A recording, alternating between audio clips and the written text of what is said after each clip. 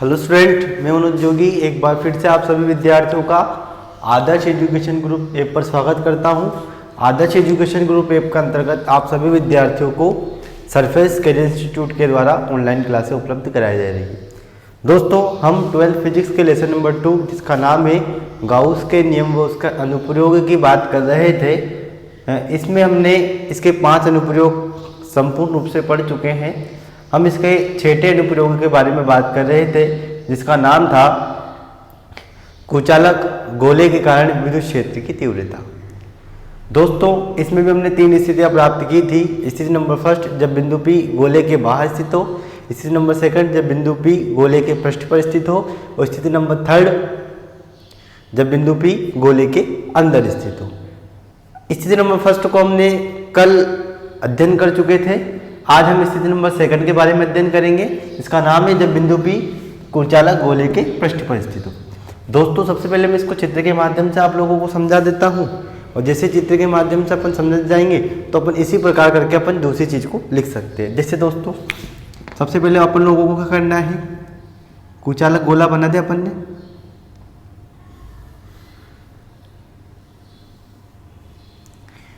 इसका केंद्र बिंदु है O, ये इसकी त्रिज्या कहलाएगी बेटा कैपिटल R।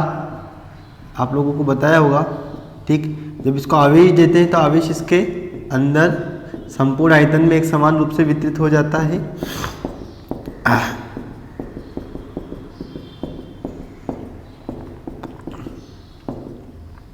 ठीक है दोस्तों, अब अपन को क्या करना है, एक बिंदु लेना है P।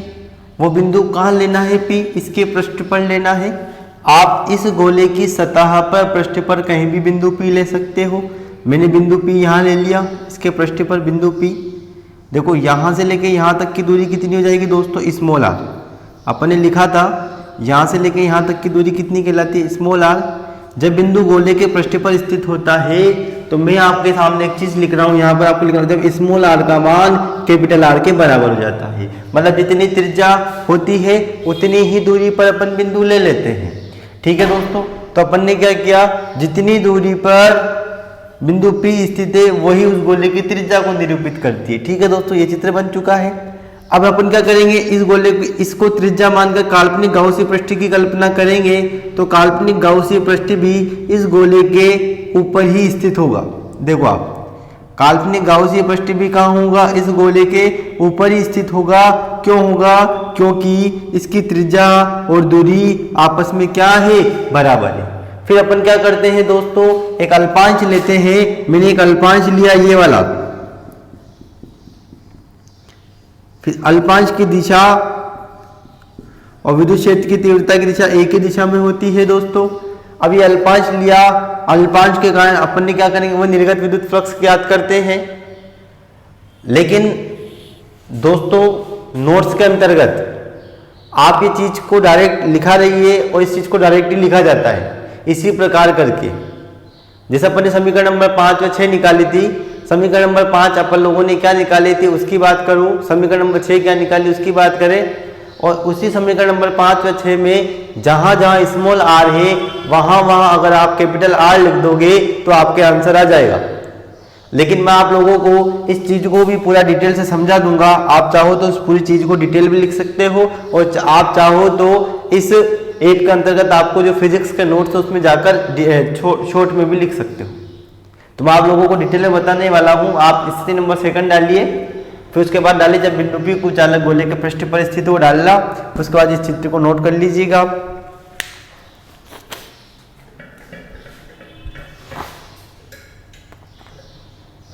आप लोगों ने इस चित्र को नोट कर लिया होगा। अब मैं आप लोगों को चित्र के बारे में बता के सीधे डायरेक्ट इस चीज को लिखने वाला हूं।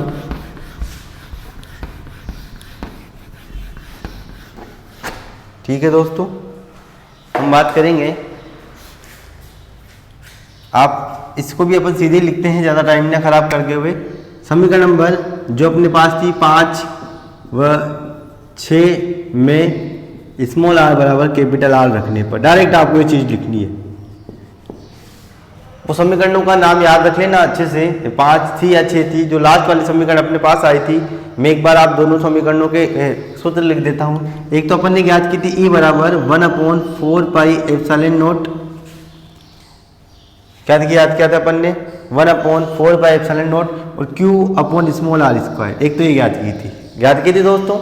ये अपन स्थिति नंबर फर्स्ट की बात कर रहे हैं। और एक समीकरण आप लोगों ने ज्ञात की थी, क्या याद की थी, ρ/3ε0 और शायद था R3/r²। एक बार देख लेना ध्यान से, क्या था, ρ/3ε0 R3/r²। ये दोनों चीजें थी स्थिति नंबर फर्स्ट में। ठीक है दोस्तों, ये समीकरण थी अपने पास। समीकरण नंबर 5 और 6 देख लेना आप क्या करना है। और समीकरण नंबर 5 और 6 में स्मॉल r के स्थान पर कैपिटल R रखना है। क्यों रखना है, इसका महत्वपूर्ण कारण क्या है, क्योंकि अब की बार क्या हुआ, जितनी जगह पर जितने त्रिज्या है उतनी ही स्थान पर अपन ने क्या ले लिया, उस बिंदु P को ले लिया, मतलब उस गोले के पृष्ठ पर ले लिया। तो मैं जैसे समीकरण नंबर 5 और 6 में स्मॉल r के स्थान पर कैपिटल R रखूंगा तो क्या समीकरण बनेगी, E बराबर 1/4πε0। यहाँ देखते जाना आप, Q की जगह Q आएगा दोस्तों, और यहाँ स्मॉल r के स्थान पर क्या जाएगा, कैपिटल R का स्क्वायर। तो ये बन जाएगी पहली समीकरण, समीकरण नंबर बन जाएगी 7। या फिर इसकी जगह रखेंगे तो E बराबर क्या बनेगी दोस्तों, 1/4πε0। और देखो आप पर r³ की जगह तो r³ आ चुका है और स्मॉल r² आएगा। स्मॉल r² की जगह देखो r² से ये कट जाएगा, केवल r बचेगा, सॉरी 1/4πε0 और यहाँ बन जाएगा r। ये समीकरण नंबर आपके बन जाएगी 8। इस प्रकार से समीकरण नंबर 7 व समीकरण नंबर 8, सॉरी दोस्तों गलत हो चुका है, आपको नीचे वाली समीकरण में रखना है, ना कि ऊपर वाली समीकरण। इस वाली समीकरण E बराबर ρ/3ε0 r³ की जगह r³, इस वाली समीकरण स्मॉल r की जगह r², ये कट गया है। E बराबर कितना बचा, ρ/3ε0 और क्या जाएगा, कैपिटल R। समीकरण नंबर 8 बन चुकी है और ये समीकरण नंबर 7 व 8 ही विद्युत क्षेत्र की तीव्रता को निरूपित करेगी। हम चाहे तो इसको सदिश रूप में भी लिखेंगे दोस्तों। आप लोग सबसे पहले यहाँ तक नोट कर लीजिएगा, फिर उसके बाद आप इसी के आगे आपको, इसी के नीचे आपको लिखना है, क्या लिखना है बेटा, सदिश रूप में। सदिश रूप में, सदिश रूप में क्या होगा दोस्तों, ये सदिश इक्वल टू मैंने आप लोगों को समझा रखा है, 1/4πε0 आ जाएगा Q/r², साथ में क्या लगा दोगे, r के इक्वल टू। इसको भी सदिश रूप में, दोनों विद्युत क्षेत्र की तीव्रता है तो लिख सकते हैं अपन आराम से, ρ/3ε0 और r साथ में कितना लिख जाएगा, r के। समीकरण नंबर बन जाएगी आपके 9। अब क्या लिखोगे, अतः समीकरण नंबर 7 व 8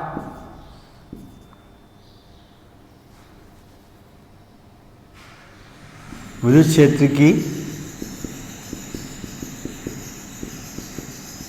तीव्रता को प्रदर्शित करती है। आप नोट कर लीजिएगा दोस्तों इस चीज को। समीकरण नंबर 7 व 8 विद्युत क्षेत्र की तीव्रता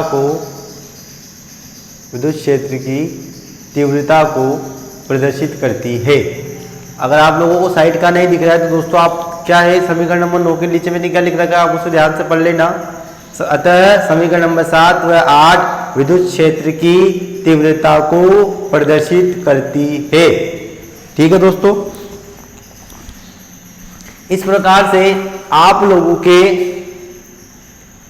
स्थिति नंबर 2 भी यही समाप्त होती है। दोस्तों आप लोगों को एक कार्य करना है, जैसा आप लोगों ने मेरे को पहले करके दिखाया था।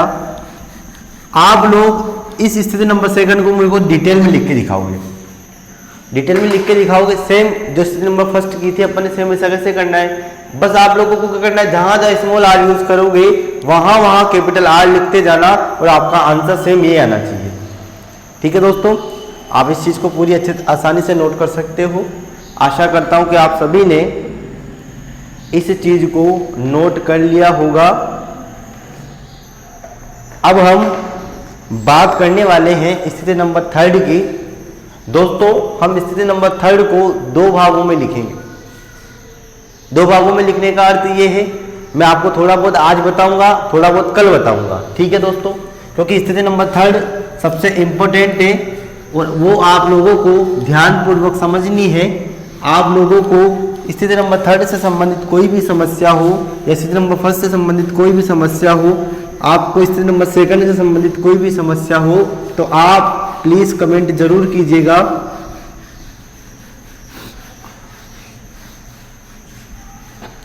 अब हम बात करने वाले हैं स्थिति नंबर 3 के बारे में, जो सबसे इंपॉर्टेंट है।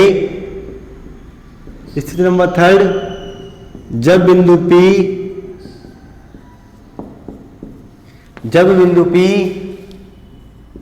कुचालक गोले के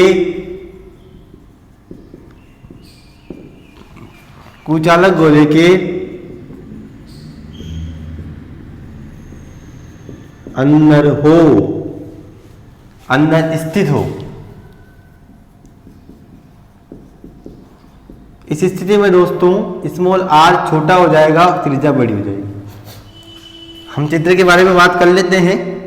सबसे पहले वही आपको एक गोला लेना है। हम लोगों ने गोला लिया। गोला लेने के बाद उसको अपन क्या करेंगे, आवेश देंगे तो आवेश संपूर्ण आयतन में एक समान रूप से वितरित हो जाएगा। यह आयतन एक समान रूप से वितरित हो चुका है। अब हम बात करेंगे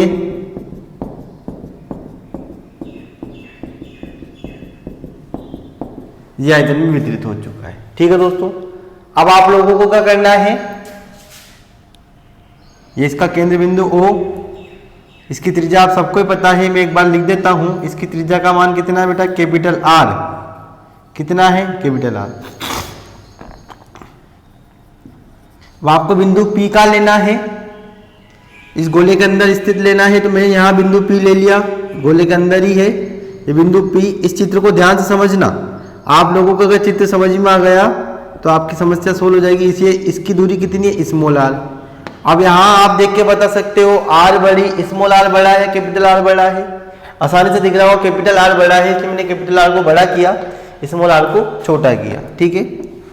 ठीक है दोस्तों, अब मैं क्या करता हूँ, इस दूरी को त्रिज्या मानकर एक काल्पनिक गाउसी पृष्ठ की कल्पना करता हूँ। मैं काल्पनिक गाउसी पृष्ठ बनाने वाला हूँ, जो डैश डैश के द्वारा जो बनाया जाएगा ये काल्पनिक गाउसी पृष्ठ को बनाता है। आप इस चीज को आसानी से आराम से नोट कर लीजिएगा। सबसे इंपॉर्टेंट चीज है, इसका नाम है काल्पनिक गाउसीय पृष्ठ।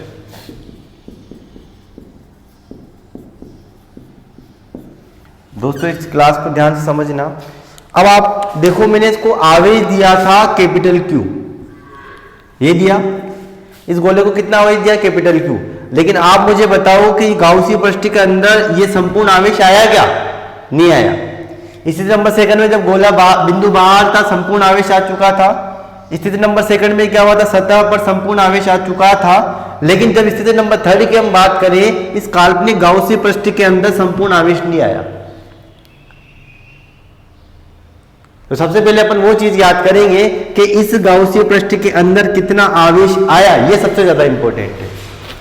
सबसे ज्यादा इंपॉर्टेंट क्या है, इस गाउसी पृष्ठ के अंदर कितना आवेश आया वो हम ज्ञात करेंगे। तो आप सबसे पहले इस चित्र के बारे में या चित्र को नोट कर लीजिएगा। आप लोग काल्पनिक गाउसी पृष्ठ को अच्छे से बनाना दोस्तों, ठीक है। वही अल्पांश भी बनाना है आप लोगों को, मैं अल्पांश भी बना देता हूं। ये अल्पांश अपन ने बनाया, इस काल्पनिक गाउसी पृष्ठ के ऊपर एक अल्पांश लेते हैं। ये अल्पांश अपन लोगों ने बना चुके हैं। वही विद्युत क्षेत्र की तीव्रता, ये अल्पांश का नाम है ds सदिश, और इधर ही दिशा में विद्युत क्षेत्र की तीव्रता। आप इस चित्र को आसानी से अच्छे से बनाना, भले टाइम थोड़ा सा ज़्यादा लगाए।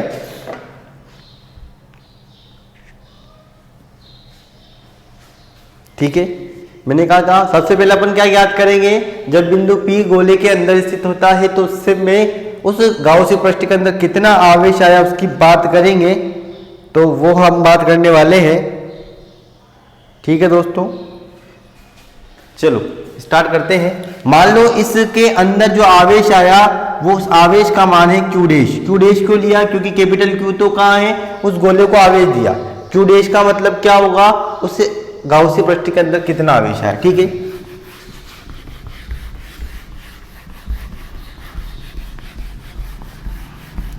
आसानी से आप निकाल सकते हो कितना आवेश आया। कहाँ से निकालेंगे अपन, वो आयतन आवेश घनत्व की परिभाषा से। आप लोगों को मैं निकाल के दिखा देंगे। इसी के नीचे लिखना है, जब बिंदु P गोले के अंदर स्थित होता है तो गोले के अंदर स्थित होता है तो बंद गाउसी पृष्ठ द्वारा होता है तो बंद गाउसी पृष्ठ के द्वारा परिबद्ध आवेश क्यू डैश हो तो, आप लोगों को अच्छे से लिखा रहा है ना, आयतन आवेश घनत्व की परिभाषा से क्या थी, आयतन आवेश घनत्व की इक्वल टू रो बराबर क्यू डैश अपॉन आयतन की जगह लेते हैं V। यहां जो आयतन आएगा वो किसका आएगा, काल्पनिक गाउसी पृष्ठ वाला। रो की जगह रो आ जाएगा, क्यू डैश की जगह क्यू आएगा, क्या आएगा 4/3 पाई स्मॉल r क्यूब। ठीक है दोस्तों, अपन क्यू डैश की बात कर रहे हैं। क्यू डैश का मान निकालेंगे तो क्रॉस मल्टीप्लिकेशन वृत्त गुणनफल होगा 4/3 पाई r क्यूब। तो यहां समीकरण आपने बनेगी, समीकरण नंबर अपने कितनी बन चुकी थी, 7, 8 और 9। ये समीकरण नंबर बनेगी 10। एक एक समीकरण को ध्यानपूर्वक लिखना। समीकरण नंबर 10 जो आप लोगों को बताएगी, वो समीकरण नंबर 10 किसको बताएगी दोस्तों,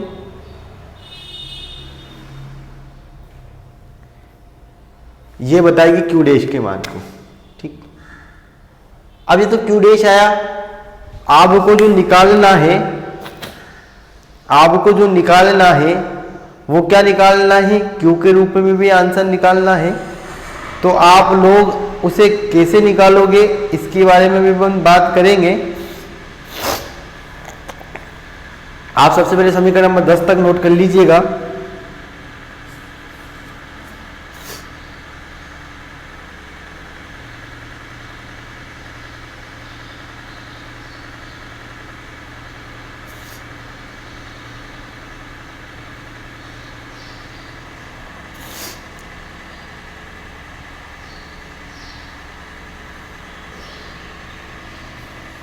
ठीक है, आपने 10 तक निकाल लिया होगा। अब इसमें क्यू डैश के मान को, अब मैं क्या करूंगा, इस क्यू डैश के मान को क्यू के रूप में भी लिखूंगा।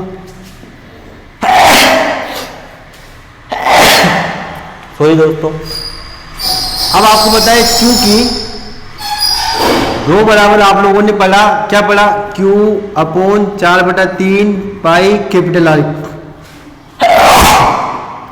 ये बात की थी अपने समीकरण नंबर 1 से। ये याद क्या था, कुछ भी नहीं करना आपको। तो समीकरण नंबर 10 से आप लोगों की सारी प्रॉब्लम सोल्व। क्यू डैश की जगह क्यू डैश आएगा, रो की जगह आपको क्या लिखना है, Q upon 4/3 pi capital R cube into वो क्या आएगा 4/3 पाई आर क्यूब। जो चीज़ कटती है उसको काट दो, 4/3 पाई से 4/3 पाई कट चुका है। क्यू डैश बराबर आएगा दोस्तों, क्या आएगा, क्यू और उसके बाद क्या आएगा, small R cube upon capital R cube. ये है सबसे इम्पोर्टेंट चीज़ समीकरण नंबर 11, क्योंकि आपको क्यू डैश के स्थान पर समीकरण नंबर 11 का यूज़ करना है। क्या करना है, समीकरण नंबर 11 का यूज़ करना है। आप लोगों को समीकरण नंबर 11 तक आसानी समझ में आ चुकी होगी दोस्तों। अब हम समीकरण नंबर 11 के बाद आगे का जो इसका भाग है वो कल पढ़ेंगे। आप लोगों ने वीडियो को ध्यानपूर्वक देखा और मुझे ध्यानपूर्वक सुना, उसके लिए धन्यवाद। आप लोगों को इससे संबंधित कोई भी समस्या हो तो प्लीज़ कमेंट जरूर कीजिएगा।